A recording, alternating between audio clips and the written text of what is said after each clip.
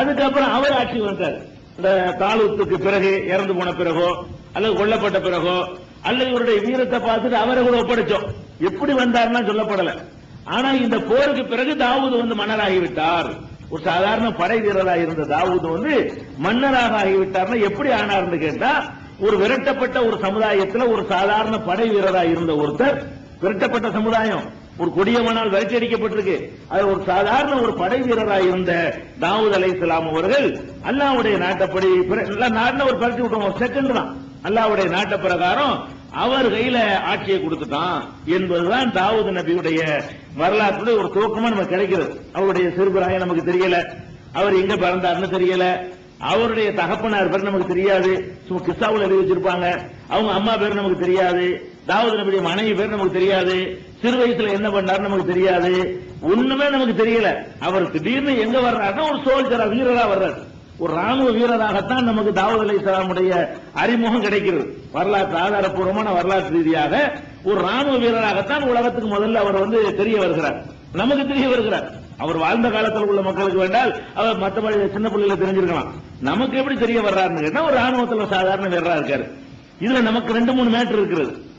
அல்லாஹ் நாடிட்டான்னு சொன்னா விரட்டி அடிக்கப்பட்ட ஒரு சமுதாயம், வீர்வாசலாம் இழந்து நாடுகள் எல்லாம் பறிகொடுத்துட்டு புள்ள குட்டிகள் எல்லாம் விட்டுவிட்டு உடுக்கின வேட்டியும் ஆட்களுமா வெளியேறி இருக்கிறாங்க. நாட்டை விட்டு விரட்டி அடிக்கப்பட்ட ஒரு சமுதாயத்தை அல்லாஹ் நாடினான்னு சொன்னா ஒரு செகண்ட்ல பிரட்டி விட்டு இவங்க தலைமையில் அவங்கள போய் ஜெயிக்கக்கூடிய அளவுக்கு நினைஞ்சிருவான், அல்லாஹ் ஆக்கிருவான். இன்னைக்கு ஆணவ வெறி பிடிச்சு அலையக்கூடிய ஆட்சியாளர்களுக்கு எல்லாம் கூட இதுல பாடம் இருக்கிறது. இவர்களை போல ஆட்டம் போட்டவர்கள் எல்லாம் ஒரு காலத்தில் இதுக்கு அதிகமா ஆட்டம் போட்டவர்கள் வரலாற்றில் இருந்த இடம் தெரியாம போய்விட்டார்கள். அதெல்லாம் பார்க்கணும். இதெல்லாம் இந்த காலச்சக்கரத்தை எல்லாம் மாத்தி மாறி தொழில செய்வான். மேல போனோம்னா மேல நினைச்சுக்கிற கூடாது. எல்லாத்துக்கும் ஒரு எண்டு, அல்லாஹ் எண்டு வச்சான்னு சொன்னா அது பெரிய பெரிய படைகள் அனுப்ப மாட்டான். ஒரு சின்ன ஒரு அற்பமான விஷயங்கள் அல்லாஹ் பிரட்டி விட நினைச்சிட்டான்னு சொன்னா அற்பமான ஒரு பனி புயல் அனுப்பினால கதை முடிஞ்சு போயிடும். ஒரு பாலைவனத்துல வந்து கடுமையான சூறாவளி காற்றை அனுப்பிவிட்டா கூட கதை முடிஞ்சு போயிடும், அவ்வளவுதான். ஒரு விஷக்கிருமி அனுப்பி அனுப்பிவிட்டா கூட கதை முடிஞ்சு போயிடும். அதுக்கு முன்னாடி இந்த பீரங்கிகளோ ராணுவமோ ஏவுகணை தொமஹாக்கெல்லாம் ஒண்ணும் இல்லாம போயிடும், புஷ்னாக்கி விட்டுருவான் அல்ல. அதனால வந்து இதெல்லாம் வந்து ஆட்டம் அதுதான் அது சொல்லும் போது என்ன சொல்றான்னு கேட்டா, ஒவ்வாக யூத்தி முழுக்கவும் ஐயசா, நாடியவர்களுக்கு ஆட்சியை கொடுக்கும். அவன் நாடு நேரத்தை தூக்கி கொடுத்துட்டு போயிருவான். இவர் சோல்ஜரா போய் சாதாரண ஒரு வீரரா இருந்தவர் ஆட்சிக்கு வருவார்னு யாராவது எதிர்பார்த்தோமா? அல்லாஹ் கொடுத்தான்னு லேசு மாசான ஆட்சி கிடையாதுங்க. ஆட்சினா அவர் ஆட்சி தான் ஆட்சி, அப்படியான ஆட்சி. அவருக்கு ஒரு பிள்ளைக்கு கொடுத்த ஆட்சி இருக்குது, அவருக்கு அவருடைய மகன் சுலைமானுக்கும் அல்லாஹ் கொடுத்திருக்கிற ஆட்சி இருக்கு பாருங்க. உலகத்துல எவனுக்கும் அல்லாஹ் கொடுக்கல அந்த மாதிரியான ஒரு ஆட்சியை வந்து அல்லாஹ் கொடுத்தவர்கள் தன்னடக்கம் மிக்கவர்களாக இருந்தார்கள் என்பதை பார்க்கிறோம். இது நம்ம தெரிந்து கொள்ள வேண்டிய விஷயம். எந்த ஒரு நெருக்கடியான துன்பங்கள் வந்தாலும், எவ்வளவு பெரிய துன்பங்கள் கஷ்டங்கள் வந்தாலும் அல்லாஹ்விடத்துல முறையிட்டு அல்லாஹ்வுடைய உதவியை நாடினால் அல்லாஹ் வந்து ஒரு செகண்ட் நேரம் அவனுக்கு தேவை. அவன் ஒரு முடிவு எடுக்கணும். நம்ம சில விஷயங்கள் அவசரப்படுவோம், நம்ம சில விஷயங்கள் இப்போ நடந்தா தேவையில்லையே, நாளைக்கே நடந்தா தேவையில்லையே நம்ம நினைக்குவோம். அல்லாஹ்வுடைய விஷயத்துல வந்து ரொம்ப நிதானம், ரொம்ப நிதானமானவன். அல்லாஹ் வந்து நம்மள மாதிரிலாம் அவசரப்பட மாட்டான். சட்டு போட்டுக்கிற காரியமே வந்து கிடையாது. நபிகள் நாயகம் ஸல்லல்லாஹு அலைஹி வஸல்லம் அவர்களை வந்து அந்த காபாவுல தொழுது கொண்டிருக்கும் பொழுது ஒட்டகத்தினுடைய குடலை கொண்டு கழுத்துல வைக்கிறாங்க, கை கூட்டி சிரிக்கிறாங்க. நபிகள் நாயகம் ஸல்லல்லாஹு எந்திரிக்க முடியல, அவ்வளவு கஷ்டப்படுறாங்க. அப்ப கடைசி என்ன பண்ணாங்க, யாரையும் திட்டல பேசல, அல்லாஹ் இடத்துல முறையிட்டாங்க, யா அல்லாஹ் இவர்களை உன்னிடத்துல ஒப்படைக்கிறாங்க. அபூஜஹில இந்த உத்பாவை ஷைபாவை அல்லாஹும் அலைக்க பி குரைஷ், இந்த குறைஷுகளை ஓங்கையில ஒப்படைச்சிட்டேன், நான் ஒண்ணும் நீங்க பண்ணல, நீ பாத்துக்க அப்படிங்கிறாங்க. இது எப்ப நடக்குது? இஸ்லாத்தினுடைய ஆரம்ப காலத்தில் நடக்குது, மக்காவுல இருக்கிற ஆரம்ப காலத்தில் நடக்குது.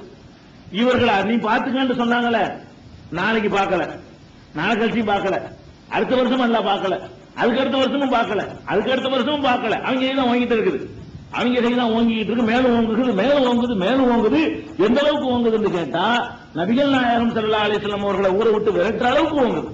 அவர்களை ஏற்றுக்கொண்டவர்கள் எல்லாம் ஊரை விட்டு பயந்து ஓடுகிற அளவுக்கு, சொந்த நாட்டில் இருக்க முடியாமல் பயந்து எங்காவது ஒரு தபிஜா போதும் ஓடுற அளவுக்கு அவர்களுடைய கை ஓங்குகிறது. எவ்வளவு காலம் ஓங்குகிறது? 10 வருஷ காலம் ஓங்குது. நபிகள் நாயகம் ஸல்லல்லாஹு அலைஹி வஸல்லம் அவர்களுக்கு இந்த சம்பவம் ஆரம்ப கட்டத்தில் நடந்த சம்பவம். அப்ப ஆரம்ப வருஷம் வைத்துக் கொண்டால் கூட ஹிஜ்ரத் போற வரைக்கும் 10 வருஷம் ஆச்சு.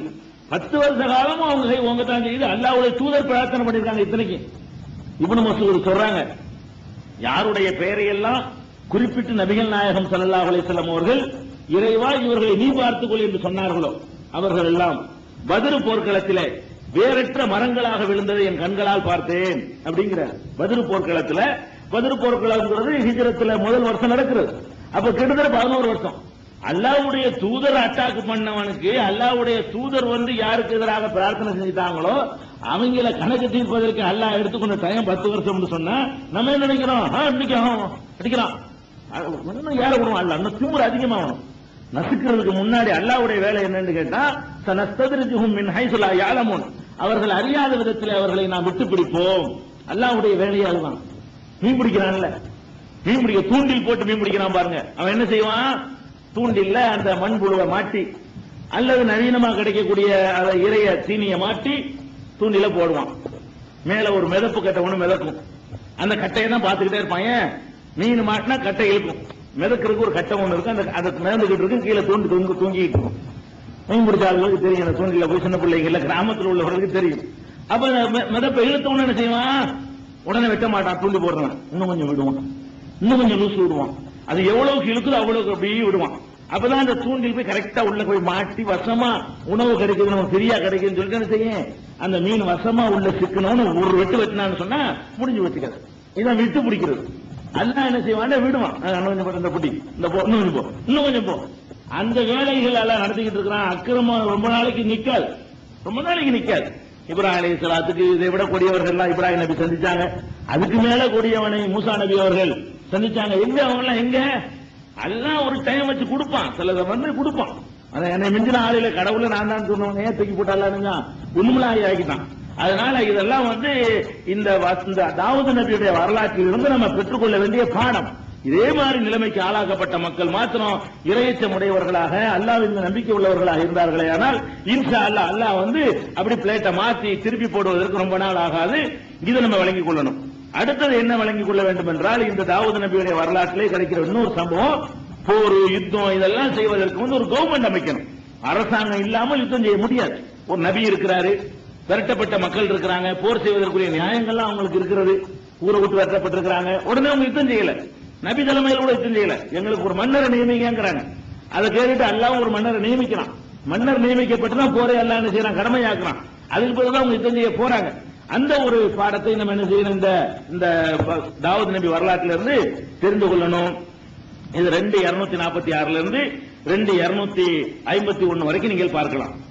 அடுத்து என்னன்னு கேட்டா, தாவூது நபி அவர்களுக்கு வந்து அவர்களுடைய வரலாற்றில் கிடைக்கக்கூடிய செய்தி என்னன்னா, அவங்களுக்கு கொடுக்கப்பட்ட வேதம் ஜபூர் நம்ம எல்லாம் வழங்கி வச்சிருக்கோம்ல, அது உண்மை. அது ஆதாரபூர்வமான செய்தியை தான் நம்ம நம்புகிறோம். அது என்ன மிஸ்டேக் பண்றோம் கேட்டா, நாளே நாள் தான் வேதம் நினைக்கிறோம், அதுதான் தப்பு பண்றோம். நாலு அல்லாம நிறைய வேதங்கள் இருக்கிறது. நாளுக்கு தான் அல்லாஹ் பேர் சொல்லி இருக்கிறானே தவிர மீதி வேதங்களுக்கு பேர் சொல்லப்படவில்லை. ஆனால் எல்லா நபிமார்களுக்கும் அல்லாஹ் வந்து வேதத்தை கொடுத்திருக்கிறான். அந்த வகையில தாவூது நபி அவர்களுக்கு வேதத்தை ஜபூரை கொடுத்தோம் என்று 4வது அத்தியாயம் 163வது வசனத்துல ஆத்தைனா தாவூத ஜபூரா, தாவூதுக்கு ஜபூரை நாம் வழங்கினோம். குர்ஆன்ல தெளிவாகவே அந்த வாசகங்கள் இருக்கிறது. அதே மாதிரி 17வது அத்தியாயம் 55வது வசனத்திலையும் அது அல்லாஹ் சொல்லி காட்டுறான். உலகது பல்லல்னா பவன் நபியின் அலா பாலின், சில நபிமார்களை விட நாம் சிறப்பித்திருக்கிறோம். ஆத்தைனா தாவூத ஜபூரா, தாவூதுக்கு ஜபூரை கொடுத்தோம். 2 இடத்துல வருகிறது. 17:55லையும் 4:163லையும் இது வருகிறது. அது போக தாவூத் அலைஹிஸ்ஸலாம் அவர்களை பற்றி கிடைக்கக்கூடிய அடுத்த விஷயம் என்னன்னு கேட்டா, தாவூது நபிக்கு நல்ல ஒரு அறிவாற்றல். தாவூது நபியை பொறுத்த வரைக்கும் நல்ல ஒரு விவர ஞானம், இசை ஞானங்கள் அவர்களுக்கு கொடுக்கப்பட்டதாக திருமறை குர்ஆன் 2-3 இடங்கள்ல அவரை பாராட்டுகிறது. அதுல ஒரு இடம் நம்ம ஏற்கனவே சொல்லிட்டோம். 2:251 சொல்லும் பொழுது அல்லாஹ் என்ன சொல்றான், கத்தல தாவூது ஜாலூத், தாவூது வந்து ஜாலூத்தை கொன்றார். ஆத்தாஹுல்லாஹுல் முல்க வல் ஹிக்மத வ அல்லமஹு மிம்மா யஷா, அவருக்கு அல்லாஹ் வந்து ஆட்சியையும் ஞானத்தையும் கொடுத்தான், அவன் நாடியதையெல்லாம் அவருக்கு கற்றுக் கொடுத்தான் அப்படின்னு சொல்வதன் மூலமாக தாவூது நபிக்கு ஒரு பெரிய ஒரு